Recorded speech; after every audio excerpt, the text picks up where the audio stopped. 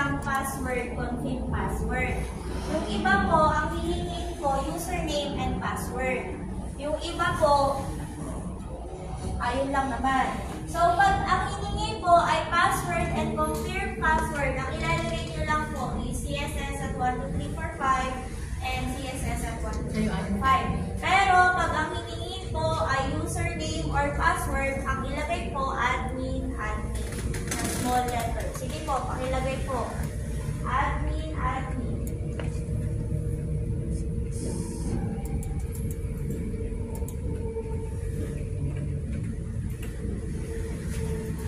Ba't tayo ulan? Oh, nagawa mo na. Okay. Oh, mag-delete ka na. So, nakalagin na tayo sa main router. Ngayon, unang natin gagawin, papalitan daw po yung name ng Wi-Fi natin. Ano po yung ipapalit? Last name of Rainy. So, last name nyo daw po. Saan po yung papalitan? Pupunta po kayo sa wireless. And then, hanapin po yung wireless network name. Okay. Doon nyo po papalitan. Yung last name po ng training. Kayo po yun. Pakisave po yan. Hintayin po matapos yung ikot-ikot. Mag-loading. Okay. Pag kasi hindi nyo tinapos yan, hindi yan magsisave automatically. So, nasave na natin. Next, daw po na papalitan yung password. Saan po yung makikita? Diyan lang din po yun sa wireless. Wireless security. Nakihanap po. Okay, hanapin niyo po yung wireless password. Yan po yung papalitan natin na CSS at 12345 na malaking C. Pag okay na po at tama naman, pakisave na lang po. Scroll down lang tayo dyan. Yung save button nasa baba.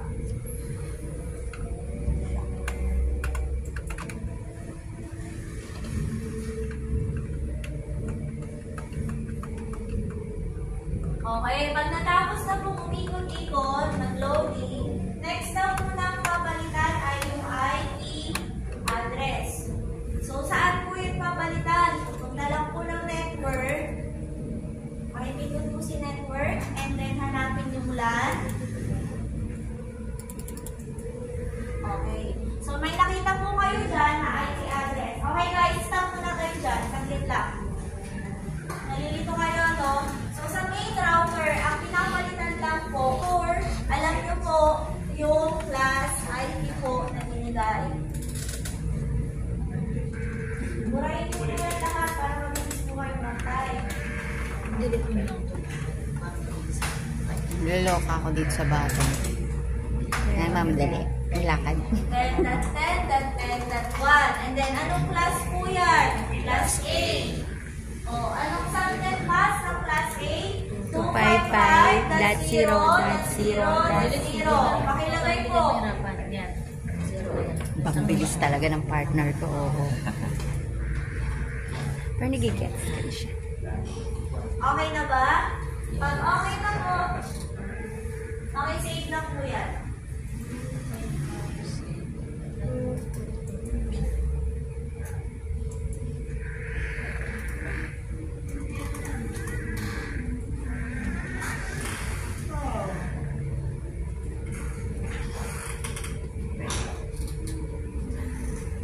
Hihintayin natin mag-loading yan. So, pag natapos yung loading yan hanggang 100%, mawawalan yan ng internet yung parehas ng computer. Si Sir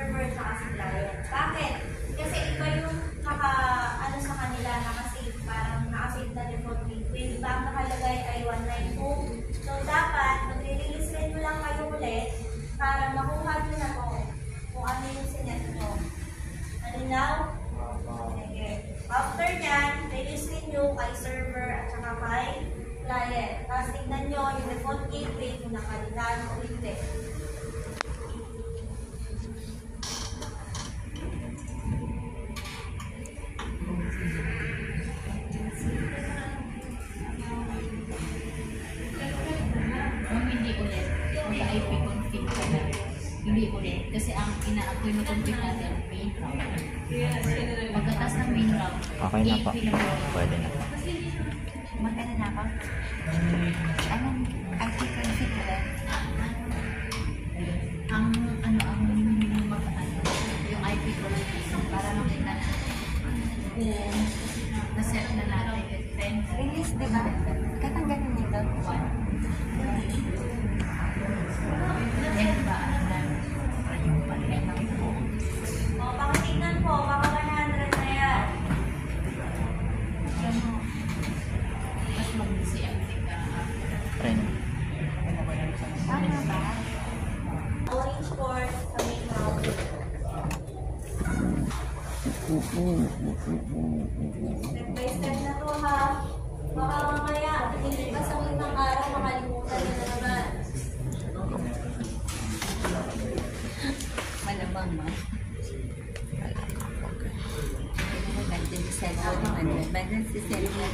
Dapat alam nyo kung saan siya tinatanggal, saan siya binabalik.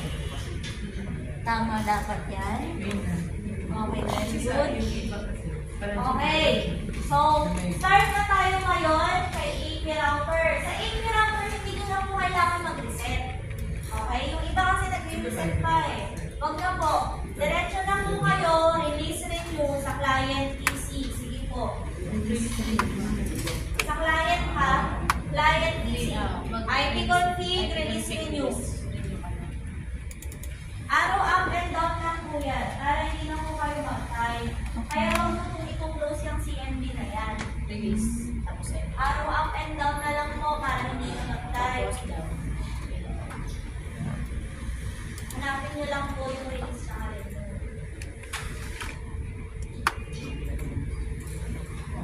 Okay.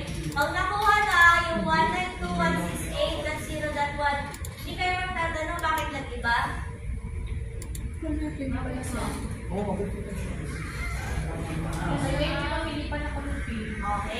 So, meaning po kasi, kanina, makinig. Kanina po, di ba, main router yung ginawa natin. Kinuha natin yung default na 192.168.0.1. Ngayon, 80 naman tayo. So, kukunin ulit natin yung 192.168.0.1.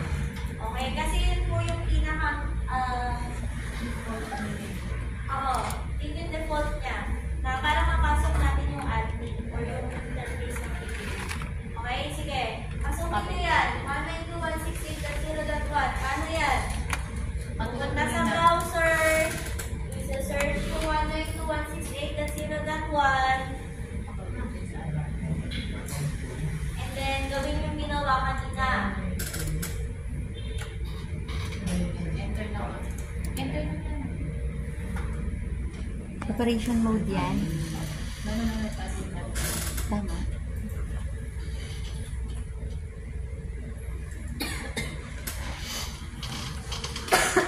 Okay, once na nabuksan na si AP router, ano daw po yung gagawin natin kay AP router? Papalitan daw po ng name, password, and gagawin siya operation mode. So first, ang gagawin natin, papalitan daw yung name. So saan papalitan yun? Wireless phone.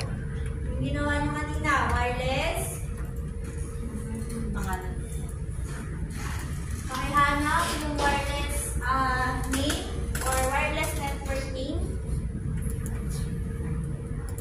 So sabi, ang AP router daw ay first name of training. First name ha, baka may magdalhin na ng last name, malinaw, yung instruction natin.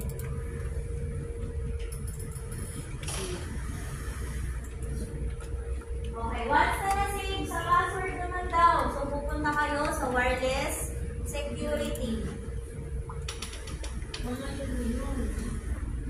Pag okay na yung login, punta na lang wireless password. CSS.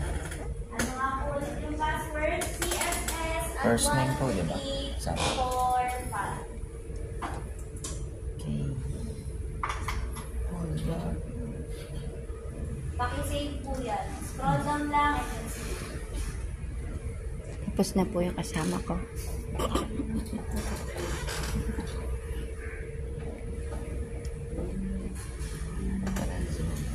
Okay. Once na na-save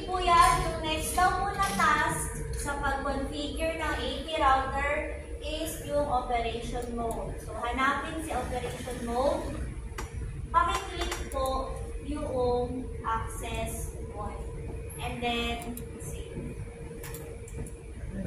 And then, okay lang. So, hintayin nyo mag-loading yan. Ngayon, pag nag-configure po kayo ng AP router, pag natapos kayo dito sa operation mode, balikan nyo yung wireless name and password. Baka po kasi hindi napalitan. Ang technique po dyan, kaya ko muna pinakita sa inyo para hindi kayo malito. Pero ang pinaka-technique po dyan, unahin nyo yung operation mode. Pag nauna na to at nasave kayo, saka nyo palitan to. Yun. Kasi pag nag-operation mode po, mababago yung, or hindi na-save yung ginawa yung password net. Malinaw ha? Okay, kaya nyo na gawin yun. So, paki-double check po yung pangalan and then yung password kung okay na. Kung hindi pa, pakipalitan po yan. Sige po, paki-check po.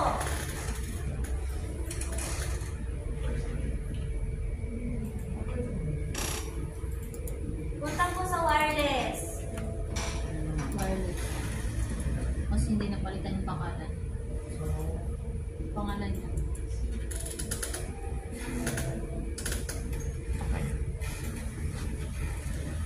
Saan makikita yung napalitan? Pa. Saan natin makikita yung pinalitan na pangalan? Kanina po, Password. di ba, pinalitan ko ulit. Yun po yung ibig sabihin nun, hindi siya napalitan. Umulit ulit. Kaya ayan, pinalitan ko na po. Pagka bumalik ka naman po dyan, makikita mo, nakaganon na siya. Like, halimbawa, pag nireset ko siya. Okay. Bumalik Once ako. na done, Ganun pa rin. makibalik lahat ng connection. Yung tinanggal yung connection. Pag okay na, pakibalik yung connection. Balik kayo sa CMD.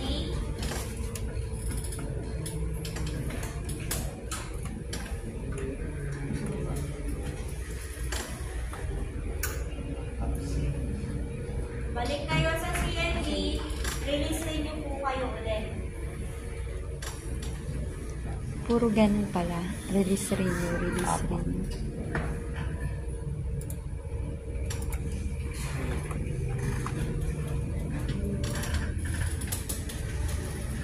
Release ko mo po ulit no. Meron ko na dito. Pwede mo na i-follow. Arrow up and down na lang po. Hindi nyo po, wag nyo po i-exit yan. Ayan. Arrow up and down na lang po para hindi na mag-die. Ganun din po sa server. Release rin nyo lang. Ay,